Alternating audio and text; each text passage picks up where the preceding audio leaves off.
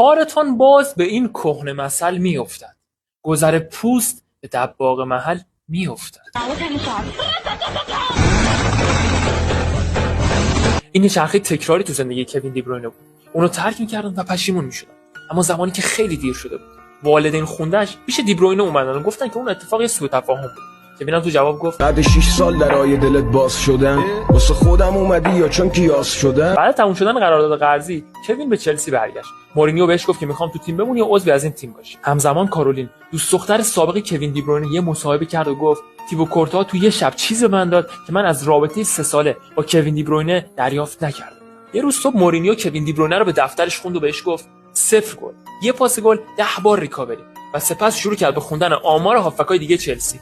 اونجا بود که دی بروینه متوجه شد که دیگه توی چلسی جایی نداره. کوین با خشم به وولفسبورگ اومد. اون می‌خواست به همه ثابت کنه که اشتباه می‌کنه. خودش میگه این زمان همه چیز داخل و خارج زمین تغییر پیدا می‌کنه. اون دختر رو می‌بینه که توییتاشو لایک می‌کنه و می‌خواد بهش پیام بده، اما می‌ترسه. دوستش پیش قدم میشه این کارو انجام میده. بعدها همون دختر تبدیل به همسر آیندهش میشه. پس با 16 تا گل و 28 تا پاس گل پشت سر گذاشت و رکورد پاس گل بوندسلیگا رو هم شکست. اونا با وولفسبورگ دوم شدن و تو جام حذفی هم قهرمان شد.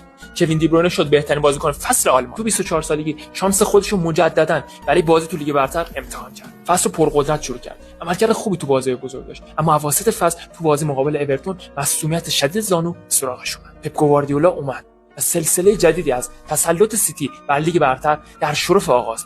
اولین حرفی که گواردیولا به کوین زد این که تو میتونی جزو 5 بازیکن برتر دنیا بشی. برای اولین بار بود یه مربی بهش باور داشت و تنها کاری که کوین باید میکرد این بود که این باور رو به اثبات برسونه. فصل 17 سیتی با 100 امتیاز قهرمان شد و کوین بخش جدایی ناپذیر این قهرمان. همون سال با نسل طلایی بلژیک تونستن سومی جام جهانی رو کسب کنن. خیلی معتقد بودن این تیم باید قهرمان بشه، اما واضح بود یه جای کار میلنگه. شاید به این دلیل بود که هم تیم‌ها به هم خیانت میکنن. اون سال کوین تو رتبه 9 توپ طلا قرار گرفت و تنها 4 جایگاه با اثبات حرف پپ گواردیولا فاصله داشت. سال 2022 از راه رسید. یه لیگ برتر و کوین با 19 تا گل و 15 تا پاس گل برترین بازیکن فصل انگلستان شد. از اون مهمتر تو رتبه 3 توپ طلا قرار گرفت. کوین دی بروینه رسما سومین بازیکن برتر دنیا بود و حرف پپ ثابت. اما یه بار کافی نبود. سال بعد دوباره دی بروینه تو رتبه 3 توپ طلا قرار گرفت. اما این سال بزرگتر این حرفا بود. با منسیتی تونست سگانه تاریخی رو کسب بکنه، ولی شاید مهمترین اتفاق اون سال برای کوین تو این بیت خلاصه بشه. تخت سینم کینا چند ساله انتقام وقت داره. در راه قهرمانی اروپا منچستر سیتی مقابل رئال مادرید قرار گرفت. به این معنی که کوین دی بروینه مقابل تیبو کورتوا قرار گرفت. تو همون بازی رفت انتقامش رو گرفت. برقراری عدالت شیرین با اشک‌های بعد گل کوین دی بروینه همراه بود. اگه داستان دی بروینه رو دوست داشتید ما رو دنبال کنید. خیلی مخلصیم.